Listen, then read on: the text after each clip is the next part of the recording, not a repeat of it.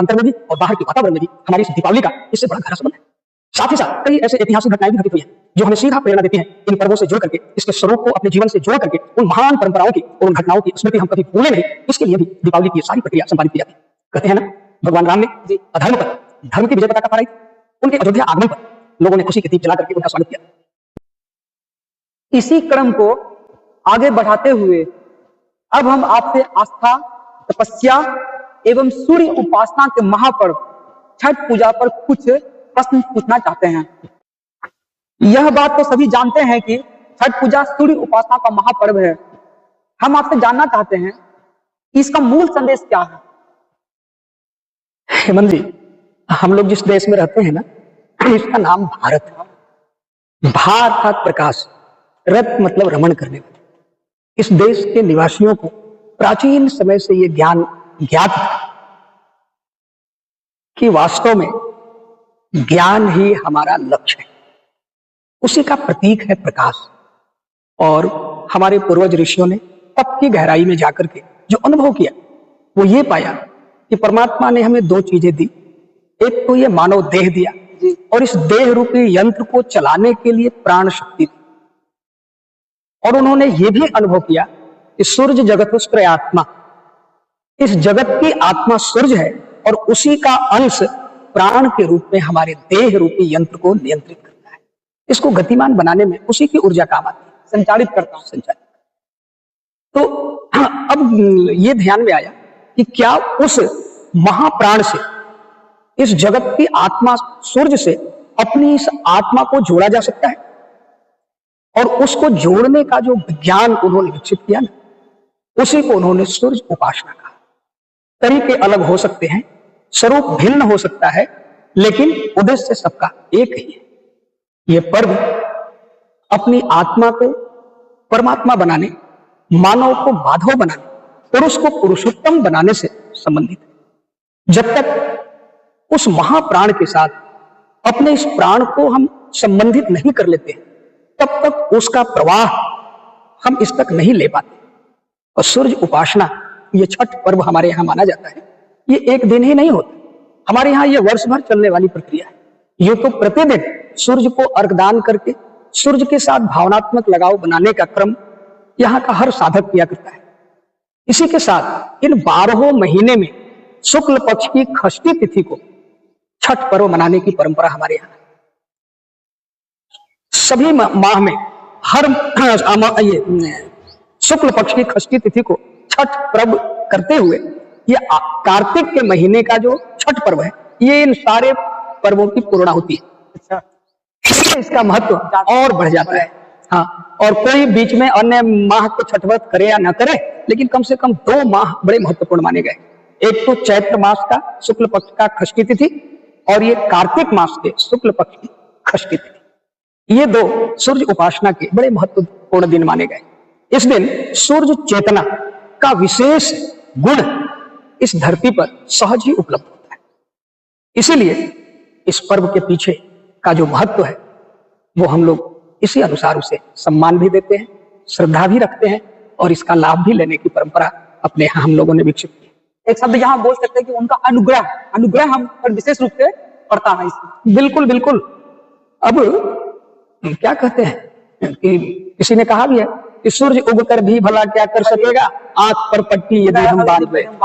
हाँ, तो कम ये हमारी जो पर्व त्योहारों के दिनों में किए गए जो आचरण है वो अपने इसी पट्टी को हटा लेने का एक उपक्रम है। ये प्रश्न है, छठ में नदी या तालाब में खड़े होकर भगवान सूर्य नारायण को अर्घ्य देना आपके दृष्टिकोण में इसका क्या आध्यात्मिक अर्थ है? बड़ा अच्छा प्रश्न है। कहते हैं कि सूर्य से 3 प्रकार की किरणों का हमारे आपके लिए बड़ा महत्व माना गया है। एक किरण को हम लोग अवरक्त कहते हैं, दूसरे को परावैग्निक कहते हैं और तीसरा दृश्य किरणें होती हैं। अवरक्त किरणें और परावैग्निक किरणें अपने तरंग दैर्घ्य के कारण दिखाई नहीं देती। जो दिखता है वो तीसरी दृश्य किरणें।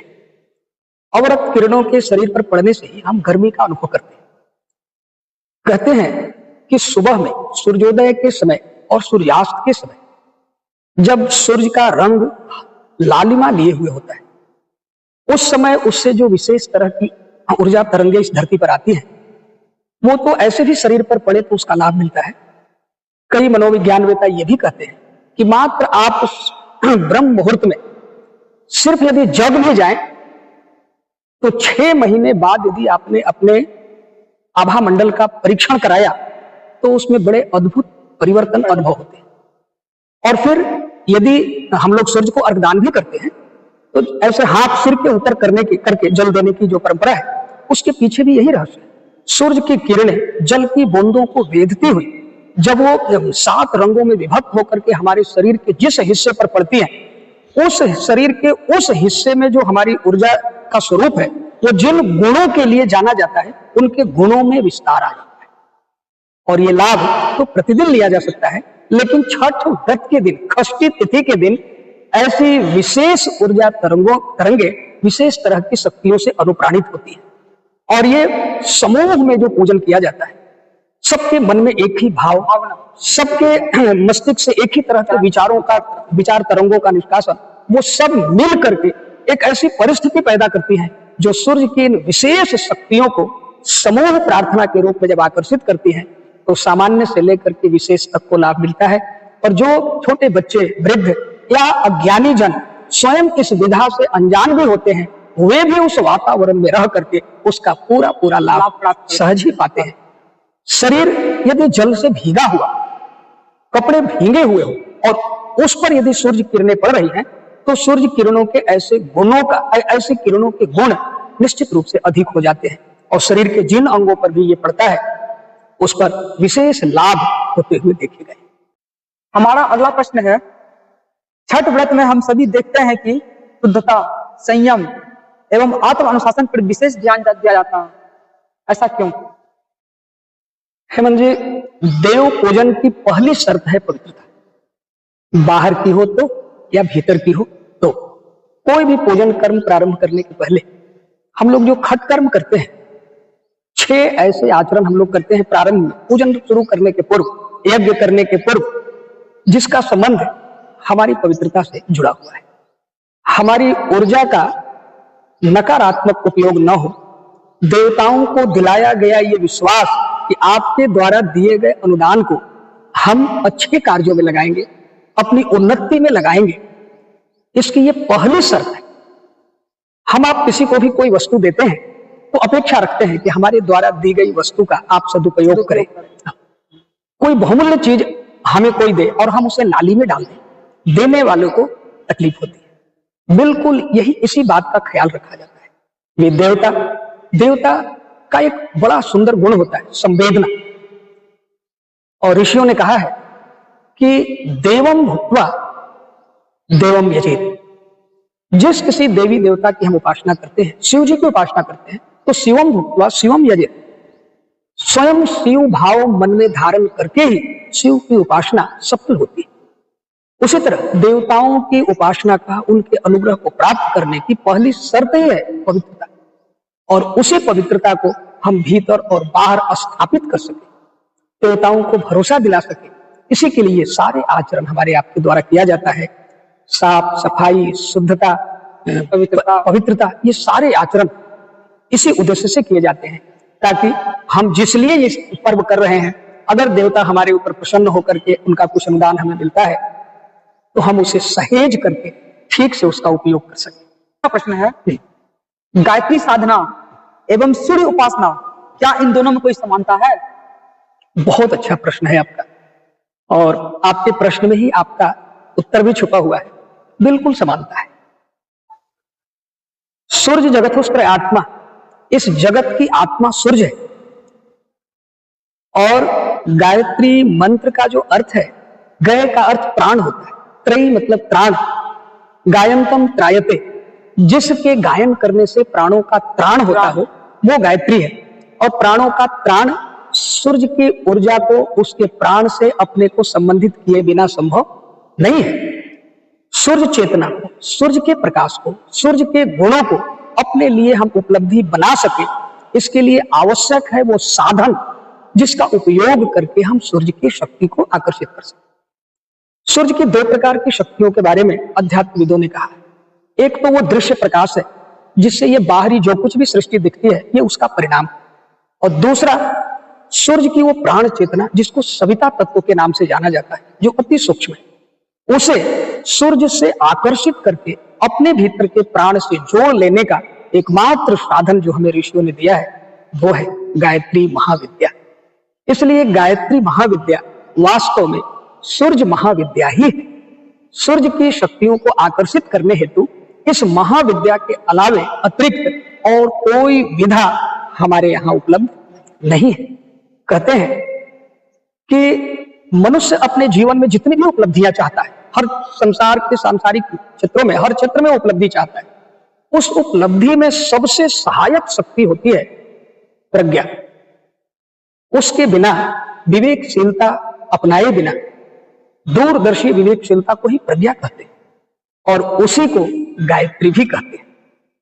और ये उपलब्धि हम यदि प्राप्त कर लेते हैं तो निश्चित रूप से इस संसार की सभी आध्यात्मिक और भौतिक शक्तियों पर हम आधिपत्य कर सकते हैं। इसीलिए गायत्री महाविद्या और सूर्य का सीधा संबंध हमारे ऋषियों ने हमें बताया है। अब तक आपके माध्यम से विभिन्न प्रकार के प्रश्नों के द्वारा मेरी भी जिज्ञासा शांत हुई और आप यूं कह सकते हैं कि समाज के प्रति भी आपका यह ज्ञान समाज के लिए भी गया। अब हम लोग अंतिम प्रश्न की ओर बढ़ रहे हैं। एक अंतिम प्रश्न यह है कि आज की नई पीढ़ी को छठ पूजा के आध्यात्मिक एवं पर्यावरणीय पहलू को कैसे समझाया जा सकता है? हेमंत जी, ये समझाने की नहीं, समझने की चीज ज्यादा है। ये देखते होंगे, आपने भी देखा होगा, हमने भी देखा है कि इस पर्व के आगमन के पूर्व ही वातावरण में पवित्र विचारों, पवित्र भाव, स्वच्छता, सात्विकता का वातावरण सबको प्रभावित करता है। युवा मन तो सहज ही इस समय मचलने लगता है कि हम भी कुछ करते। गांवों में, नगरों में संगठन बनाकर सेवा दल के नाम से कई ऐसे संगठन प्रचलित हैं जो इस अवसर के लिए ही वो बनते हैं। ऐसे अवसर पर वो अपना समय, श्रम, प्रतिभा, साधन इकट्ठा करके और छठ व्रत करने वालों को अधिक से अधिक सुविधा दे सके, सुख पहुंचा सके, इस बड़े उद्देश्य के लिए युवाओं का समूह उमड़ता हुआ दिखाई देता है।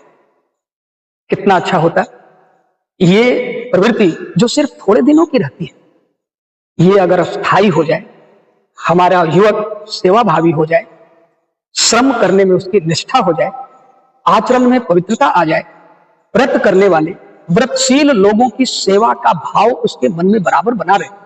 व्रतशील लोग अर्थात समाज और राष्ट्र की उन्नति में क्रियाशील लोगों को भी हम व्रतशील लोग ही कह सकते हैं। ऐसे लोगों की सेवा, शुश्रूषा, इनका संरक्षण, इनका सहयोग ही वास्तव में सेवा है। थोड़े दिन की गई ये सेवा भी महत्वपूर्ण है। इन्हीं युवाओं के प्रभाव से छठ घाटों के आसपास जो कभी बड़ी गंदगी लगा करती है, वो इनके सम्मिलित सामूहिक पुरुषार्थ से थोड़े ही दिनों में पूरा एकदम साफ सुथरा हो जाता है।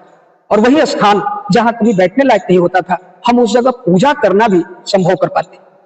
हमारी माताएं, बहनें, बेटियां या स्वयं हम सब भी उस स्थान पर बैठ करके सूर्य की उपासना करते हुए अच्छा अनुभव करते हैं। थोड़े दिनों के लिए की गई ये जो उनकी अच्छी वाली प्रवृत्तियां, हम तो ये भगवान से भी प्रार्थना करेंगे और आप सब युवाओं से भी ये आग्रह करेंगे कि अपने बीच में जब कभी आप कभी बैठे अपने मित्रों के साथ हो तो ये सुंदर परंपरा अस्थायी हो हमारे युवाओं के मन में। क्योंकि एक सत्य भी हमें जान लेना चाहिए हेमंत जी, ये जान लेना चाहिए कि हमारे यहाँ पाप और पुण्य ये दो शब्द कहे गए। गलत कार्य करने से पाप बढ़ता है और अच्छे कार्य करने से पुण्य की वृद्धि होती है। हम सुख चाहते हैं, दुख नहीं चाहते। ऐसा शायद ही कोई होगा जो दुख की कामना करता कि हमें दुख मिले। ना ना, ऐसा नहीं के बराबर। इसलिए सब लोग सुख चाहते हैं। तो सुख चाहने के लिए ये जरूरी है कि सुख में जो बाधक तत्व है हम उससे बचें। दुख नहीं चाहते हैं, लेकिन दुख का कारण पाप। हम आप जो पाप कर्म करते हैं, पाप कर्मों की परिभाषा इन दिनों तर्कवादी लोगों ने अपनी तरह से परिभाषित कर दी है। जो पाप है उसको वो अपने तर्क से पुण्य सिद्ध कर देते हैं और जो पुण्य है उसको वो अपने तर्क से पाप सिद्ध कर देते हैं। लेकिन इन दिनों हमारे विज्ञान वेताओं ने बड़ा अच्छा रास्ता निकाला है और इसका बड़ा सुंदर समाधान दिया है। हमारे विज्ञान वेता कहते हैं कि हर कार्य से, हर तरह के चिंतन से और हर तरह के मन में आ रहे भावों का परिणाम हमें झेलना पड़ता है। हमारी प्राण शक्ति या तो बढ़ती है या क्षरित होती है। उन्होंने इसे ही आधार बनाया और ये कहा कि जिन कार्यों को करने से, जिन विचारों को धारण करने से, जैसी भावनाएं करने से यदि हमारे प्राण का क्षरण होता हो, हमारी वाइब्रेशनल फ्रीक्वेंसी घटती हो, तो निश्चित रूप से हमें ऐसे काम नहीं करने चाहिए। उसे ही हम पाप कह सकते हैं। और जिन कार्यों के करने से, जैसा सोचने से और जैसे भाव मन में लाने से यदि हमारी वाइब्रेशनल फ्रीक्वेंसी बढ़ती है, हमारे भीतर आनंद का स्रोत फूटता है, तो ऐसे कार्य हमें निश्चित रूप से समय, श्रम, प्रतिभा, साधन लगा करके भी करना चाहिए, क्योंकि ये पुण्य है और इसी से हमें सुख की प्राप्ति होती है। हेमंत जी, आपके इस आखिरी प्रश्न के हम अपनी बात को समाप्त करते हुए यही कहना चाहेंगे कि कितना अच्छा होता हमारे समाज के सभी आयु वर्ग के लोग और खास करके हमारे युवा इस सच को, विज्ञान के इस रहस्य को जान पाते। थोड़े ही दिनों में किए गए उनके द्वारा अच्छे कार्यों के परिणाम स्वरूप उनके भीतर जो आनंद, उमंग, उत्साह उभरता है। और कई लोगों ने तो अनुभव किया है कि हमने ऐसा किया, दूसरों की सेवा की, तो हमारी ये कमी दूर हुई। निश्चित रूप से ये हमारी प्राण चेतना के उभार से हमारी कमी दूर होती है। वास्तव में प्राण का घटना और बढ़ना बड़े महत्व का है। प्राण का घटना हमारे आपके लिए सबसे बड़ी क्षति है, और ये होता है हमारे गलत आचरण से, गलत विचारों से, गलत भावनाओं के धारण करने से। ठीक उल्टे हमारे अच्छे सोचने, अच्छे भाव रखने और अच्छे आचरण करने से हमारी प्राण शक्ति बढ़ती है। और यही सुख और दुख का मूल कारण भी है, जिसका संबंध हमारे सूर्य खष्टी व्रत से भी है और गायत्री महाविद्या की उपासना से भी साथ साथ जुड़ा हुआ है। कितना अच्छा होता है समाज में ये संदेश सहज लोग स्वीकार करते, और एक दिन ही क्यों बल्कि हर घड़ी बराबर हमारा समाज ऐसे ही सहयोगी प्रवृत्ति का, सेवा भावी, पवित्रता परायण, अच्छा देखने और सुनने की इच्छा रखने वाला, मिलजुल करके सहकार से परिवार, समाज और राष्ट्र की उन्नति करने का हौसला यदि हमारे युवा बच्चों में आ जाए, तो कहते हैं कि छठ पर्व मनाना सबसे आनंददायक और सफल पर्व माना जाएगा। आपका बहुत बहुत धन्यवाद। आज आपने अपने गहन अनुभवों और आध्यात्मिक विचारों से हमें दीपावली एवं छठ पूजा दोनों का वास्तविक अर्थ समझाया। आपके शब्दों से यह स्पष्ट होता है कि पर्व केवल परंपरा नहीं, बल्कि संस्कार, सेवा और आत्मजागरण के अवसर हैं। आपने जो प्रेरणा दी है वह निश्चित ही हमारे श्रोताओं के हृदय में नई रोशनी जलाएगी, एक ऐसी रोशनी जो बाहर ही नहीं भीतर भी उजाला फैलाएगी। पुनः आपका बहुत बहुत धन्यवाद। बहुत बहुत धन्यवाद हेमंत जी, आपने हमें यह अवसर दिया। वास्तव में वेद मूर्ति तपोनिष्ठ पंडित श्री राम शर्मा आचार्य जी ने भी व्यक्तिगत जीवन को सुगढ़ बनाने के लिए संस्कारों की परंपरा का पुनर्जीवन किया, और पर्व त्योहार जो वास्तव में सामाजिक जीवन को समरस और सुंदर बनाने के लिए ही मनाए जाते हैं, उन्होंने अपने विचार, अपने अनुभव से जो जन जन तक पहुंचाने की उनकी जो आकांक्षा है, मैंने उन्हीं की आकांक्षा के अनुरूप आपके प्रश्नों का उत्तर देने का प्रयास किया है। पूज्य गुरुदेव को उनके उत्तम विचारों के लिए उनके प्रति कृतज्ञ अनुग्रहित होता हुआ आप सबों को भी हमारा बहुत बहुत प्रणाम।